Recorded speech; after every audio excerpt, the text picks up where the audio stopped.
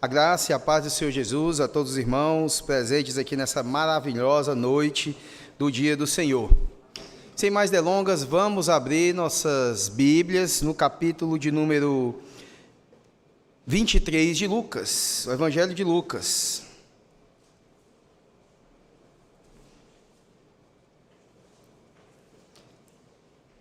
Iremos fazer a leitura do versículo de número 44 até o 56. E o trecho do texto sagrado declara o seguinte em Lucas 23, do 44 ao 56. Já era quase a hora sexta, e escurecendo-se o sol, houve trevas sobre toda a terra até a hora nona. E rasgou-se pelo meio o véu do santuário. Então Jesus clamou em alta voz: Pai, nas tuas mãos entrego o meu espírito.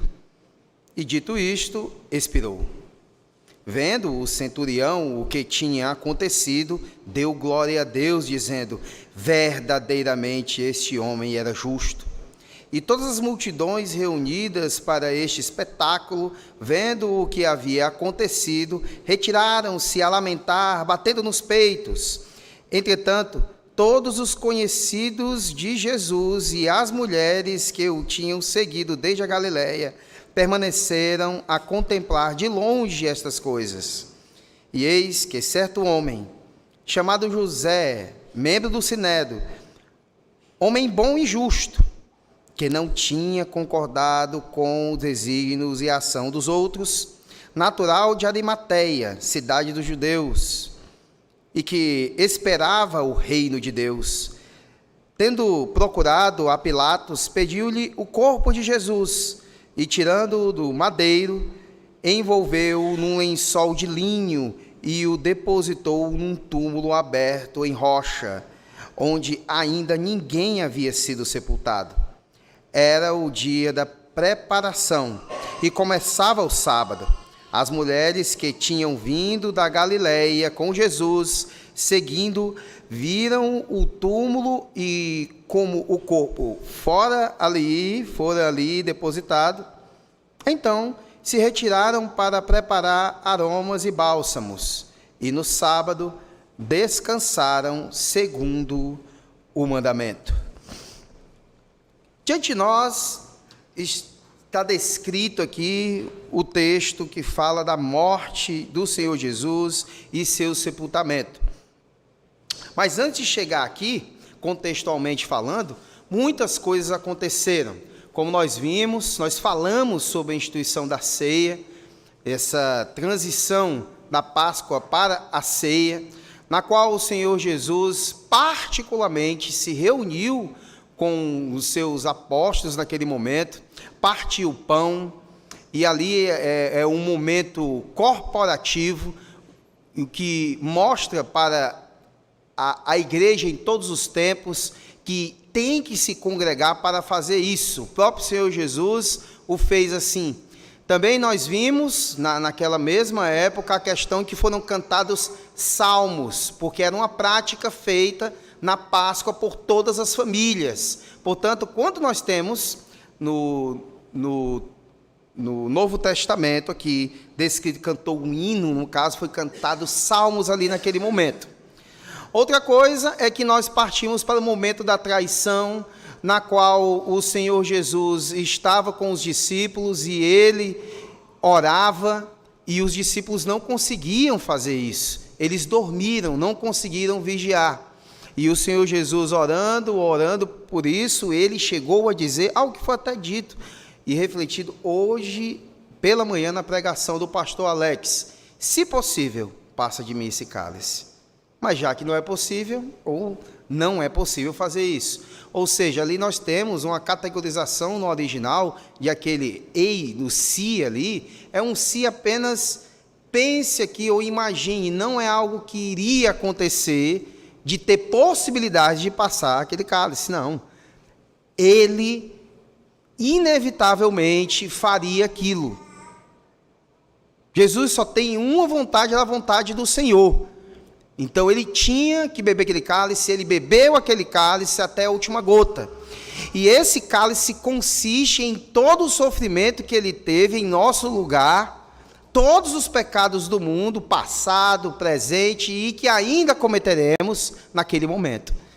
E aí ele foi esbofeteado, foi escarnecido, fizeram um teatrinho, brincaram com ele, colocaram uma capa nele depois de ter sido surrado, chicoteado com azorrague, que por sua vez tinham pedaços de ossos, de espinhos, de pedras, objetos cortantes naquele chicote, e rasgavam a sua carne.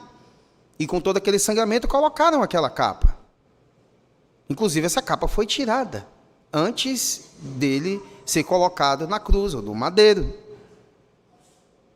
O Senhor Jesus, como nós vimos também na descrição dos evangelhos, e um pouco antes aqui, deram até a ele a beber de um vinagre em uma esponja que era usada, inclusive, para a limpeza depois de ir fazer necessidades fisiológicas. O Senhor Jesus sofreu tudo isso, esse cálice por nós. E aqui, nesse momento, nós vamos falar da morte e sepultamento do Senhor Jesus. Então, nós destacamos alguns pontos aqui nessa noite, né? E o primeiro deles, acerca da morte de Jesus, que se estende do 44 ao 49, que são as trevas. No versículo número 44, olhe comigo aí, o texto diz: já era quase a hora sexta, e escurecendo-se o sol, houve trevas sobre toda a terra até a hora nona. Vamos recapitular algo que acontece no Antigo Testamento, por exemplo. A penúltima praga que assolou o Egito antes da morte do Cordeiro Pascual foram 3 dias de trevas. Agora, antes de Jesus, o nosso Cordeiro Pascual, ser imolado na cruz, também houve 3 horas de trevas sobre a terra. É como se o sol sentisse vergonha dessa crueldade com que os homens trataram o Salvador, o Filho unigênito do Pai, do Senhor. É como se ele se envergonhasse desse ato tão cruel dos homens. Então existe uma expressão que é até conhecida, teologicamente falando, que é a seguinte: no nascimento do Filho de Deus houve luz à meia-noite. Na morte do Filho de Deus houve trevas ao meio-dia. William Hendricks diz que a escuridão simbolizou o julgamento de Deus sobre os nossos pecados, sua ira consumindo-se no coração de Jesus para que ele, como nosso substituto, pudesse sofrer a agonia mais intensa, a aflição mais indescritível e desamparo e isolamento mais terrível. Ele passou por isso naquele momento porque todos os pecados estavam sobre ele. E isso não se desliga do conteúdo geral da Escritura, porque também Isaías diz que eis que a mão do Senhor não está ressequida, nem seu ouvido está agravado para que não ouçam as suas petições, mas os vossos pecados fazem separação entre vós e o Senhor. Então, naquele momento, houve isso. O inferno veio ao Calvário nesse dia. E o Salvador desceu até ele, experimentando os seus horrores, todos esse em nosso lugar. Em segundo lugar, o véu do santuário rasgado, como nós vimos aqui no versículo número 45, que diz: e rasgou-se pelo meio o véu do santuário. O véu rasgado significa a abolição e o término de toda a lei cerimonial. Término, encerrou-se ali. Significa que o Santo dos Santos está aberto para toda a humanidade por meio da morte de Cristo. E aí, quando nós vamos para Hebreus, capítulo de número 9, versículo de número 8, a Escritura diz: querendo com isto dar a entender o Espírito Santo que ainda o caminho do santo lugar não se manifestou, enquanto o primeiro tabernáculo continua erguido. O véu rasgado tinha um sentido típico. O versículo 3 de Hebreus 9: por trás do segundo véu se encontrava o tabernáculo que se chama o Santo dos Santos. Ou seja, por meio da morte de Cristo, simbolizada pela ruptura da cortina, o caminho para o Santo dos Santos, isto é, para o céu, foi aberto a todos quanto buscam o refúgio nele. Jesus abriu um novo caminho e vivo para Deus. E ele mesmo é o caminho. Um dos versículos mais conhecidos, lidos e até colados em porta de geladeiras, em vidros de carro que a gente vê por aí: eu sou o caminho, a verdade e a vida, e ninguém vem ao Pai senão por mim. Ele é o único, vivo e verdadeiro caminho, o Senhor Jesus. Então, está abolido o sistema dos antigos ritos e sacrifícios. Essas restrições étnicas também do Templo de Jerusalém não mais vigoram. Não mais acontece isso. E, infelizmente, existem aqueles que têm posicionamentos radicalizados de dizer que eternamente os gentios estarão abaixo dos judeus. Isso em determinada chave hermenêutica vai se declarar isso, até hoje se declara, mesmo vendo hebreus, lendo os evangelhos e entendendo que essas coisas foram abolidas e essas diferenças também. Não existe mais esse tipo de coisa. E a gente vai ver isso com clareza também em Efésios 2, do 11 ao 22. Foi desfeita esse divórcio, essa separação que havia. Agora há um só homem. Não existe essa diferença. E alguns ainda acreditam que vigoram isso quando não mais se existe isso. Esse milagre do véu rasgado, de alto a baixo, anunciou aos sacerdotes e ao povo que o acesso à presença de Deus estava aberto a todos que se aproximassem pela fé do Senhor Jesus. Inclusive tem um pouco antes, que carregou a cruz de Jesus, quando Jesus, por um momento ali, a toda a família dele foi convertida. E sua esposa foi como mãe para o apóstolo Paulo. E que seus filhos se tornaram colaboradores da pregação do evangelho naquele momento desbravador, no início da história da igreja, descrita em Atos dos Apóstolos e citado nas cartas paulinas, porque se aproximou de Jesus naquele momento da história. Os pecadores não precisam mais de templos, altares, sacrifícios e sacerdotes para se achegarem a Deus, pois todas essas coisas se cumpriram na obra consumada do Filho de Deus.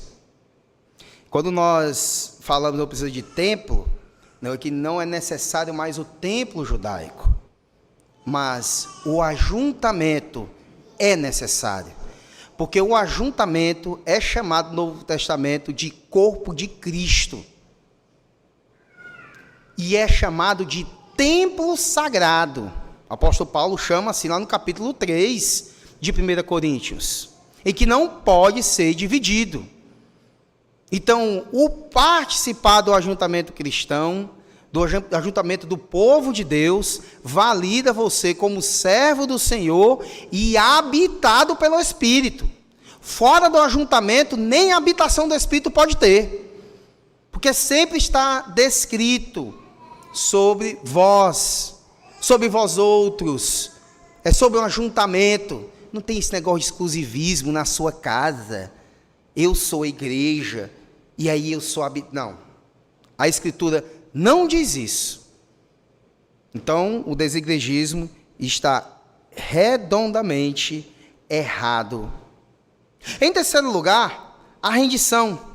No versículo 46, nós vamos ter: então Jesus clamou em alta voz: Pai, nas tuas mãos entrego o meu espírito. E dito isto, expirou. Jesus foi crucificado na 3ª hora do dia, ou seja, às 9 da manhã. Às 9 da manhã. Em Marcos 15, 25, nós vamos ter essa confirmação, quando diz: era a hora 3ª, quando o crucificaram. Da hora 6ª à hora 9ª, ou seja, no meio-dia, às 3 horas da tarde, houve trevas sobre toda a terra, como diz o versículo de número 44, que nós temos aqui logo do início, do texto que estamos lendo e está aqui presente. Nessas 6 horas em que Jesus ficou na cruz, ele proferiu, como já chegamos a dizer no passado aqui, as 7 palavras. 3 delas em relação às pessoas, que a primeira, a palavra de perdão, quando a Escritura diz: Pai, perdoa-lhes, porque não sabem o que fazem. Inclusive, foi essa palavra que tocou o coração daquele criminoso que estava à esquerda, que até um pouco antes, cometia os mesmos impropérios que todas aquelas pessoas diziam. Salva os outros e não salva a si mesmo. Coisas desse nível eles diziam na cara do Senhor Jesus ali, de frente para ele. Passava a maneira na cabeça, e eles estavam cometendo os mesmos impropérios. Mas quando Jesus disse essa palavra de perdão, logo em seguida, esse homem olhou para o outro bandido, criminoso, ladrão, e disse: nem mesmo estando na mesma situação, e falou que o Senhor Jesus nada fez, reconhecendo ele ser imaculado, sem cometer um pecado. Depois virou para o Senhor Jesus: lembra-te de mim, quando chegar no teu reino. Reconheceu ele como Senhor e Rei. Ou seja, uma pequena digressão aqui. Esse episódio não pode ser usado para pregações na hora da morte de alguém. Porque aquele homem, antes de morrer, praticou o que o eleito naturalmente faz: prega para o próximo e reconhece o Senhor Jesus como Rei de todo o universo. Foi aquilo que ele fez, aquele homem. Então, essa palavra de perdão, ela foi usada pelo Espírito naquele momento ali, como uma flecha atravessadora do seu coração. Compungiu o coração dele. A eleição dele foi ativada naquele momento, que nos faz também pensar: a qualquer momento, o eleito pode ser atingido com a graça eficaz. Não existe momento entendível para a gente, nem perceptível, mas acontece em um momento que nós não esperamos. Sendo eleito, próximo da morte, ele pode crer. Isso é para aumentar a nossa fé. Crer, orar e pregar incansavelmente a todos aqueles que estão próximos de nós. A outra palavra é a palavra de salvação, porque ele declara para aquele homem: hoje estarás comigo no paraíso. A terceira palavra é a palavra de afeição, quando diz: mulher, eis aí teu filho. Aí diz para João, né? Eis aí tua mãe.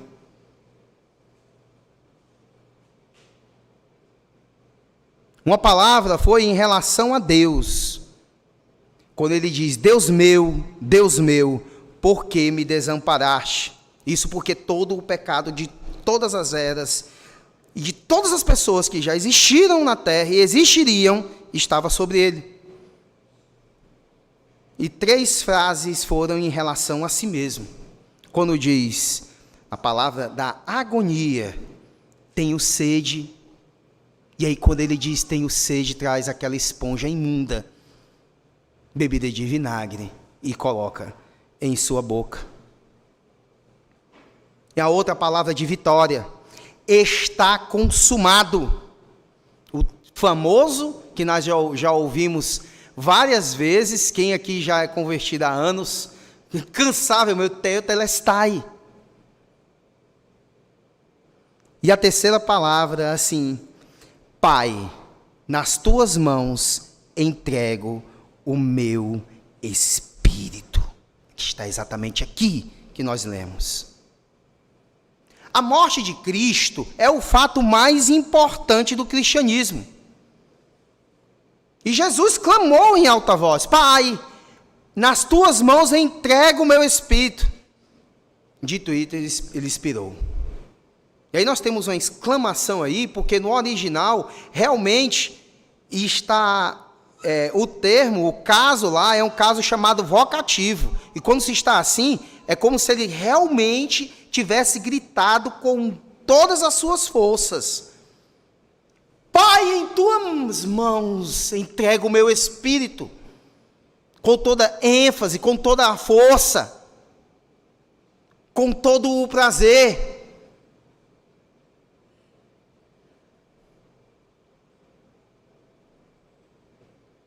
Então, vamos colocar aqui, nós não devemos entender esse brado do Senhor Jesus como brado de desespero.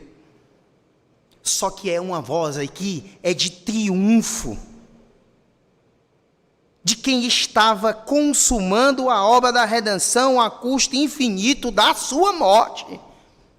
É isso que está acontecendo aqui. Jesus estava consumando sua obra, esmagando a cabeça da serpente, triunfando sobre o diabo e sobre suas hostes. Estava nos comprando para Deus. Ele morre como um vencedor. Como um vencedor. Aqui, nesse momento. Jesus foi morto, só que a sua vida, ele voluntariamente fez ali aquela obra. Em João 10, 11, 15, 17, 18, nós vamos ver essa declaração do Senhor Jesus. Ele dá a vida voluntariamente, ele mesmo a dá. Ele a fez porque é algo que foi decidido antes da fundação do mundo. Ele teria que o fazer. O unigênito do Pai faria assim, inevitavelmente.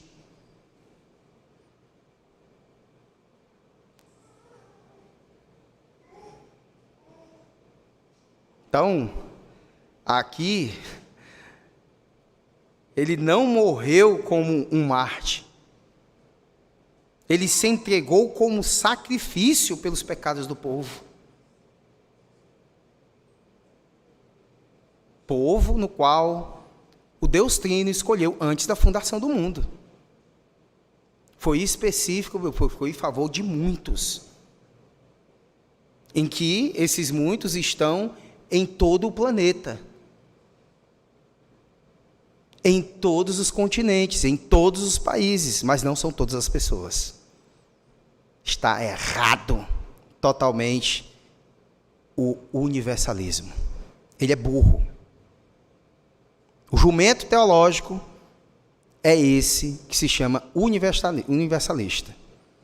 Ed Renekiewicz é um jumento teológico, ao ele afirmar tal absurdo que não se encontra nas Escrituras.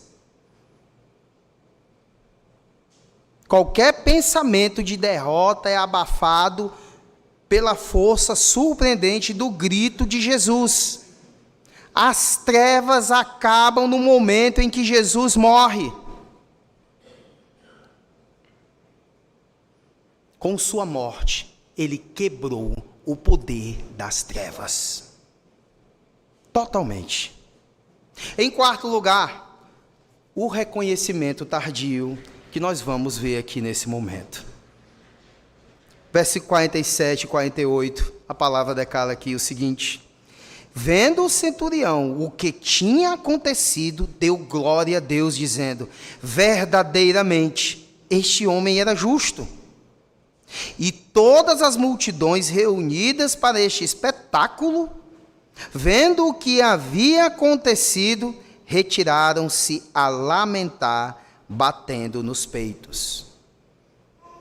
O homem encarregado da centúria, aqui nesse momento, uma corporação de 100 soldados romanos que acompanhou o séquito até o Calvário, o Monte da Caveira, ao ouvir as palavras de Jesus, teve seu coração tocado e reconheceu ser ele verdadeiramente, e que Jesus era o Filho de Deus. E aí, de igual modo, as multidões reunidas para este espetáculo também, vendo o que havia acontecido, se retiraram, lamentando tudo isso e batendo nos peitos. Interessante é que tudo que o Senhor diz, o Senhor Jesus falava durante seu ministério, algumas coisas aconteciam rapidamente. O Senhor Jesus, certa vez, quando alguns gregos, no Evangelho de João a gente vai ver isso, capítulo de número 12, quando alguns gregos ouviram o Senhor Jesus de longe, eles ficaram maravilhados com a sabedoria. E os gregos, como nós já falamos até em alguns estudos bíblicos fora das pregações aqui em Lucas, eles até se consideravam geneticamente superiores, porque nasciam mais inteligentes. Então eles amavam a sabedoria, a filosofia, o pensamento, o raciocínio lógico, fluxogramado e tudo bem direitinho. Então eles quiseram ir ter com Jesus e pediram a Filipe essa permissão. Aí ele foi até Jesus, falou a situação, e Jesus disse: não, agora não. Quando eu for levantado, atrairei todos a mim. E aqui no meio desse povo aqui tinha romanos e outros. Não esqueçam que a Galileia era constituída também de pessoas de outras nações. Por isso que eles tinham um sotaque diferente. Então, imediatamente, quando o Senhor Jesus é levantado e morto, pessoas creem nele, ouvem a sua voz, reconhecem ali que ele é o Senhor. Hendricks comenta o seguinte, o comentário diz o seguinte: isso não é difícil de compreender. Pense no que essa gente havia presenciado, ouvido e experimentado. Foram 3 horas de treva, terremoto, o partir de rochas, a abertura de túmulos. A isso acrescenta-se a conduta de Jesus, inclusive suas palavras de confiança no Pai Celestial e as de perdão para os homens. Além disso, muitas dessas pessoas teriam sido dominadas por um profundo senso de culpa. Teriam dito repetidas vezes a si mesmas: nós fizemos isso. E nisso elas tinham toda a razão. Porque até na pregação, vamos aqui bem rápido, no capítulo 2 de Atos.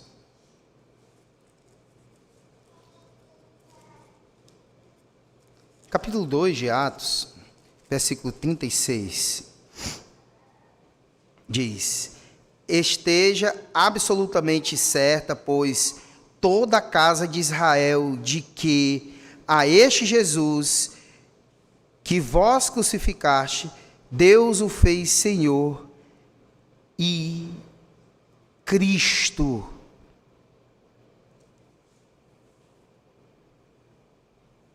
Essas pessoas, aqui nesse momento, foram convertidas e creram que Ele é o Senhor e Cristo.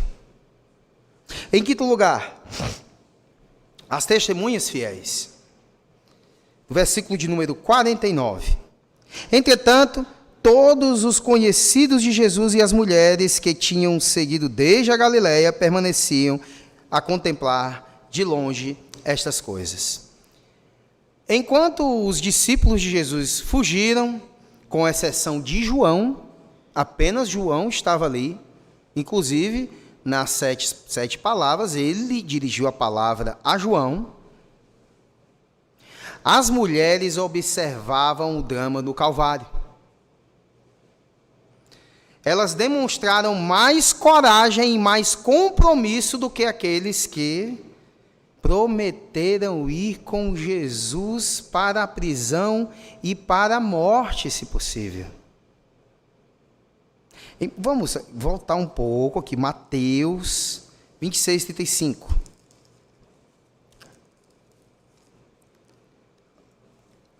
Mateus 26, 35.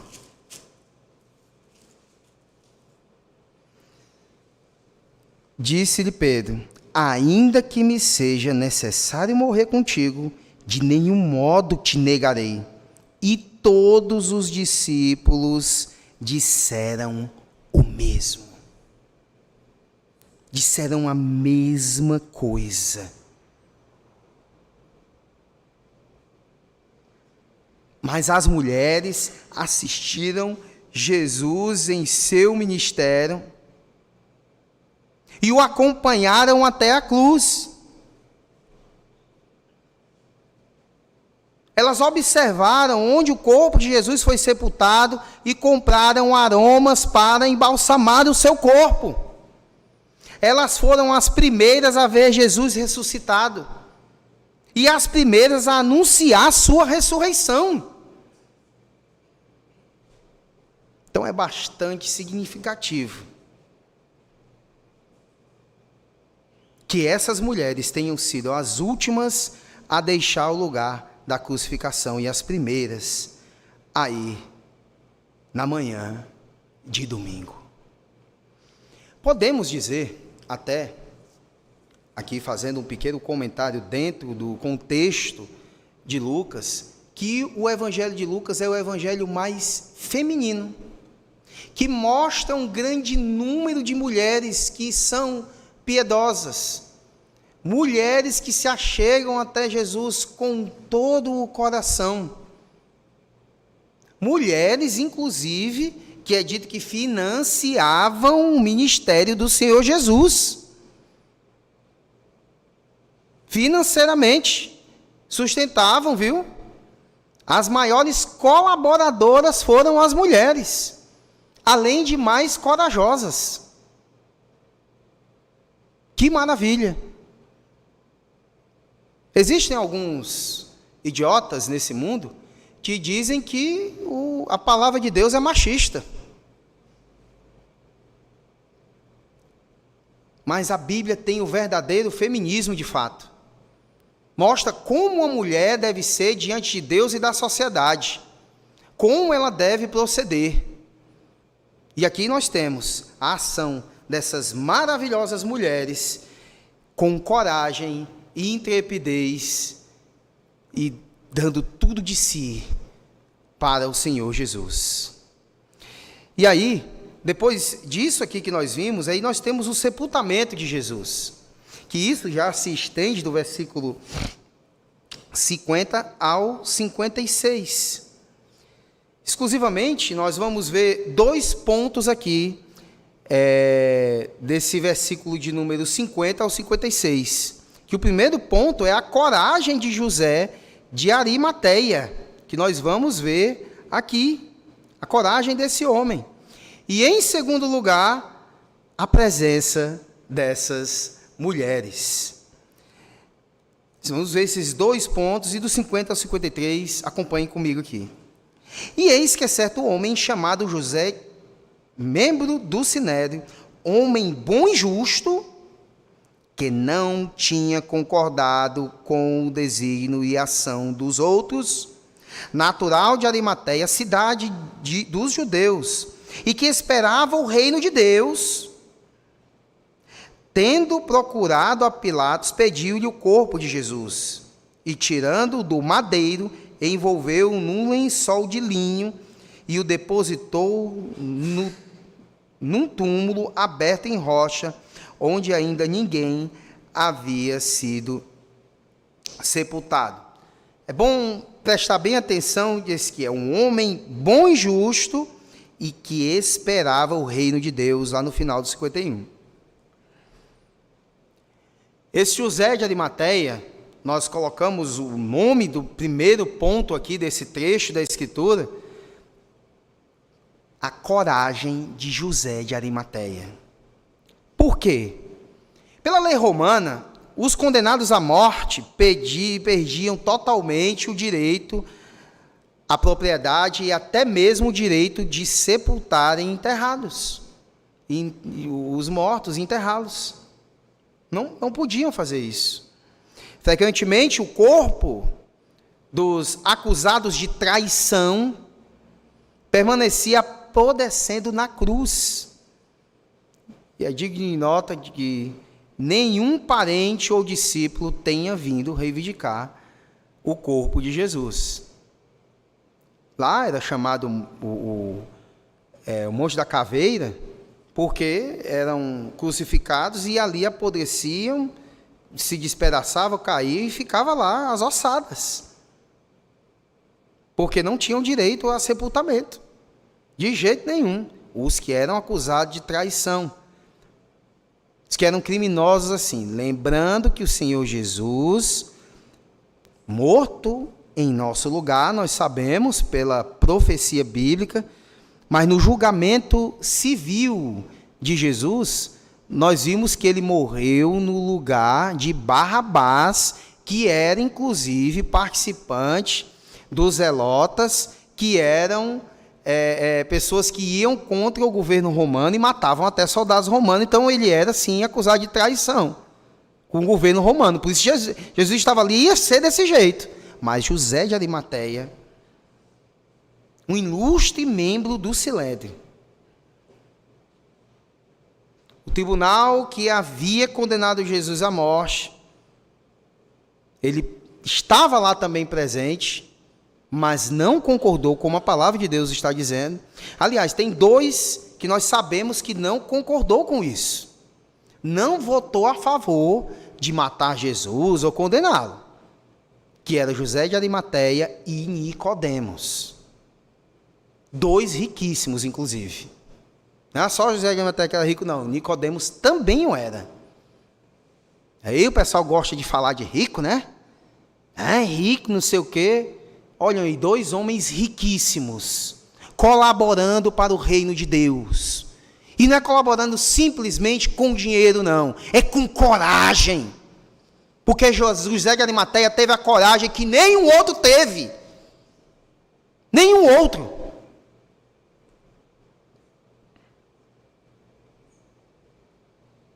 Ele certamente não fez parte dessa decisão, porque a palavra de Deus diz. essa decisão ensanecida que tomaram. Ele era um homem rico, só que ele esperava o reino de Deus.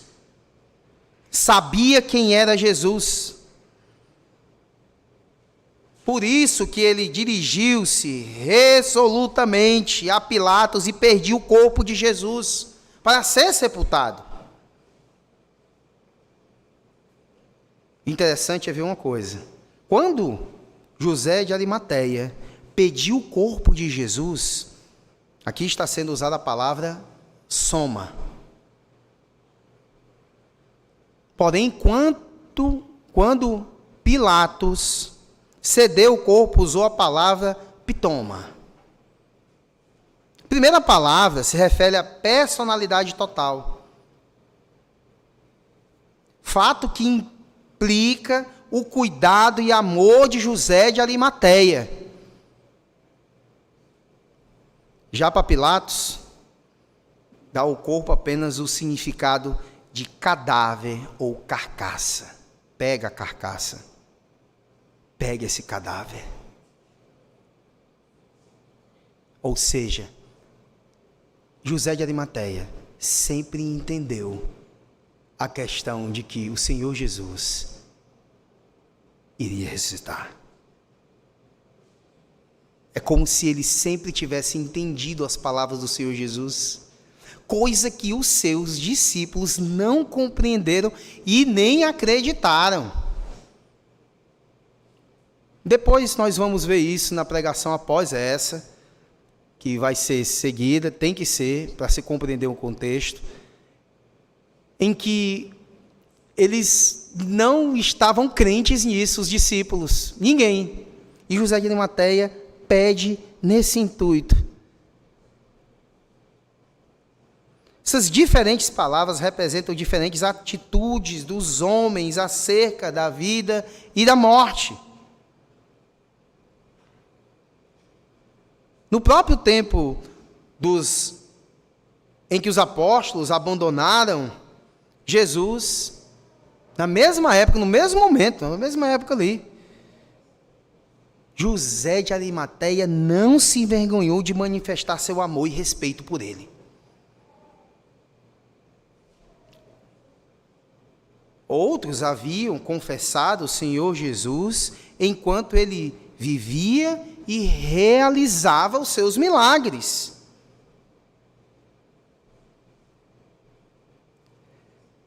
Foi reservado a José de Arimateia confessá-lo quando já havia morrido. E aqui não é o caso, entendam. Não é o caso daquelas pessoas que se arrependeram depois da morte dele ali em seguida, que estavam blasfemando antes um pouco. O caso aqui de José de Arimateia é que ele já cria, é que ele já esperava o reino de Deus, é que ele conhecia a Escritura. Ele não foi destinado a ter escamas nos olhos, nem ele, nem Nicodemos.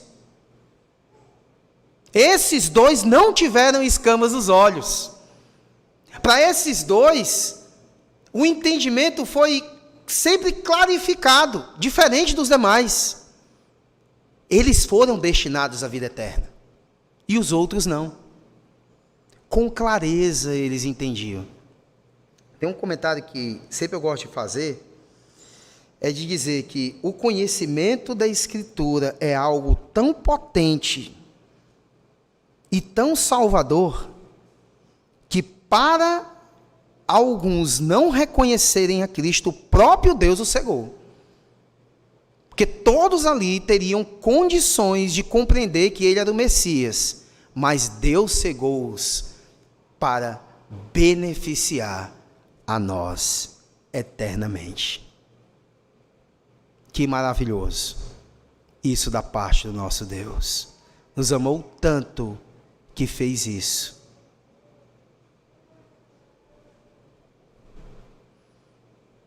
Depois de baixar o corpo da cruz, José de Arimateia envolveu num lençol e de linho e depositou num túmulo que tinha sido aberto numa rocha. E aí, rolando a pedra na entrada do túmulo, fechou José de Arimateia não se intimidou de ser vinculado a Jesus. Não teve problemas para ele esse fato. Não, ele está com Jesus, sempre esteve com Jesus. O que é isso?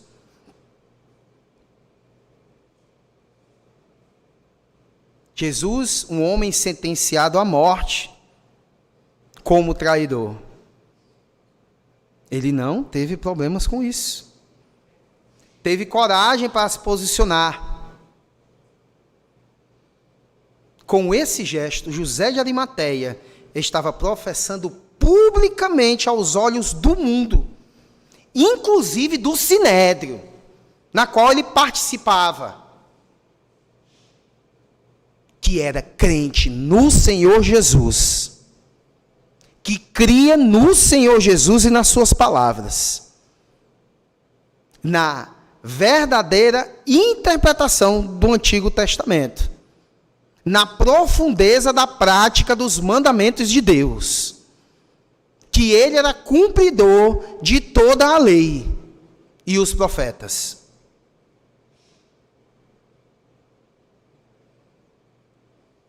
Então, a morte e o sepultamento de Jesus foram acontecimentos públicos. A veracidade desse fato é inegável. Só que existiram tentativas de negar ou falsear esse acontecimento, mas foram inúteis. Jesus veio para morrer e morreu pelos nossos pecados. E precisava ser assim, pois nossa redenção dependia e depende da sua morte. Se Cristo não tivesse morrido, nada menos do que sua morte poderia ter quitado a dívida do homem para com Deus. Sua encarnação, seus milagres, seus ensinos e sua obediência à lei não teria proveito algum se não tivesse morrido. Nada de proveito teríamos. Cristo Jesus morreu pelos nossos pecados segundo a Escritura e foi sepultado e ressuscitou segundo as Escrituras.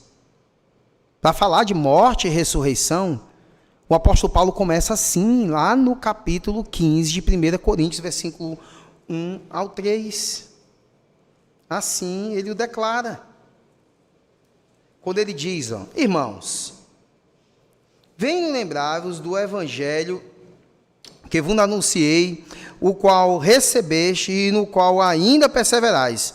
Lembram que o apóstolo Paulo fala no começo de 1 Coríntios, que prega Cristo esse crucificado e não ousa falar de tanta sabedoria e grandes discursos, não. Ele prega Cristo esse crucificado. Lembra? Pronto. Por ele também sois salvos e retiveres a palavra, tal como vou-la preguei, a menos que tenhais crido em vão. Antes de tudo, vos entreguei o que também recebi, que Cristo morreu pelos nossos pecados, segundo a Escritura. E o 4 ainda diz, e que foi sepultado e ressuscitou ao terceiro dia, segundo as Escrituras.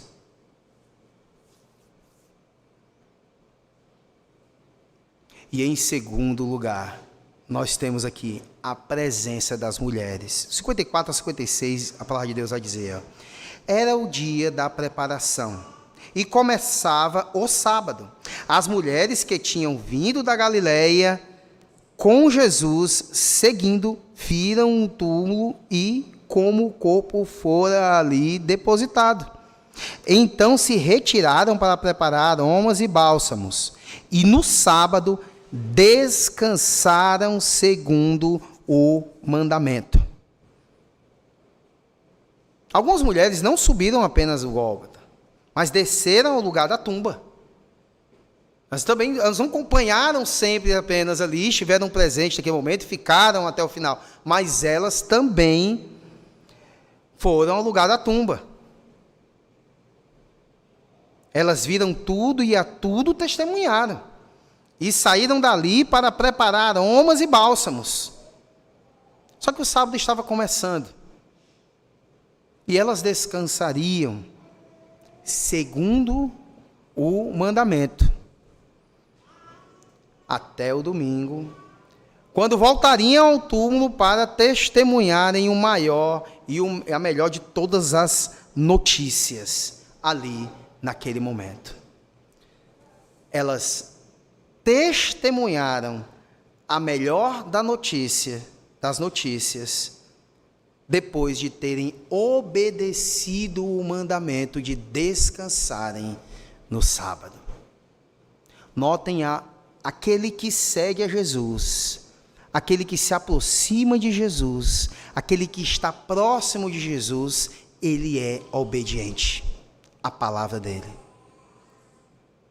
Não existe amar a Cristo sem amar os seus mandamentos. Jesus praticava esse descanso, e de uma maneira corretíssima, na qual o sentido verdadeiro era feito, que existiam exageros da parte dos fariseus, e que Jesus debatia e consertava isso com eles.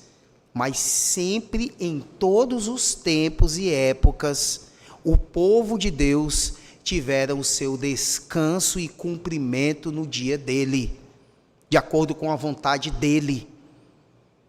E essa obediência só é feita porque a gente está próximo de Cristo. Então, Vicente, você está dizendo que se não há obediência a um detalhe como esse, a pessoa pode realmente estar distante de Cristo? Pode. Ela não tem prazer na vontade de Cristo. A questão de não amar os mandamentos de Cristo é muito pesada, porque você não pode nem dizer que todas as coisas cooperam para o seu bem. O Senhor Jesus diz: aquele que tem os meus mandamentos e os guarda, esse é o que me ama. E aí, lá em Romanos, a gente vai ver que todas as coisas, consertando assim a tradução, todos os acontecimentos, por meio de Deus, né, que Deus causa, aí vamos lá, todas as coisas cooperam para o bem daqueles que amam a Deus. Se tem os mandamentos do Senhor e os guarda, esse é o que ama, então esse que é amado por Deus, a providência está sempre agindo a seu favor. Coisas ruins, desagradáveis acontecem, coisas agradáveis também, tudo misturado. Ali e dali é tirado a doutrina da cooperação, que depois é traduzida por providência, doutrina puritana da cooperação, vem dali daquele texto, e essa cooperação acontece para aqueles que amam a Cristo, que não obedecem, os que não obedecem à vontade do Senhor Jesus, não têm esse privilégio, doce e amargo ao mesmo tempo, mas é vontade de Deus. Então, aqui nessa noite, nós vimos que não existe classe social, entendeu? Porque nós temos aqui um homem riquíssimo e apegado à religião que negava o Senhor Jesus, crendo publicamente em uma declaração que é José de Arimateia. Nós temos aqui mulheres mais corajosas, comprovadamente, do que todos os homens que seguiram Jesus de perto e ouviram as suas parábolas, as explicações exclusivamente. Ninguém entendia a parábola, mas Senhor, venha cá vocês, a acepção de pessoas, né? Os eleitos, venha cá vocês aqui, ó, congregadinhos, né? Aproximados de Cristo apenas, significa isso a parábola. Aqueles homens foram tratados assim, dessa forma, e declararam ter coragem. E no final das contas, as mulheres que sempre acompanharam Jesus até o fim, é que tiveram mais coragem. Mulheres aqui dessa igreja, que em nome de Jesus vocês sigam a Cristo sempre até a morte, como essas mulheres. Essas são as verdadeiras mulheres. O verdadeiro feminismo bíblico está aqui, em mulheres como essa. Homens, nunca deixem de professar publicamente, nunca neguem o Senhor Jesus em nenhum momento. E sigamos ao Senhor Jesus sempre com muita coragem, como foi José de Arimateia. E que em nome de Jesus tenhamos paciência com pessoas como essas que só depois foram crer e bateram no peito arrependidos. Que o Senhor Jesus nos conceda mais e mais conhecimento da palavra para a sua glória. Amém, meus irmãos? Vamos orar. Ficar de pé.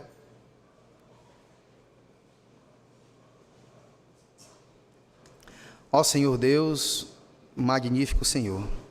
Obrigado, ó Pai, por essa noite na Tua presença e pelo Teu agir em nosso meio.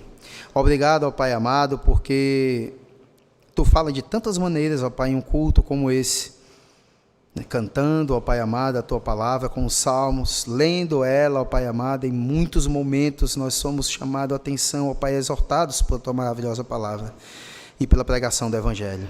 Em nome de Jesus, ó Pai, que a morte do Senhor Jesus cause sempre esse mover em nosso ser, nos constrangendo a buscar mais a Tua face, ó Pai, e obedecer mais a Ti. Em nome do Senhor Jesus. Amém.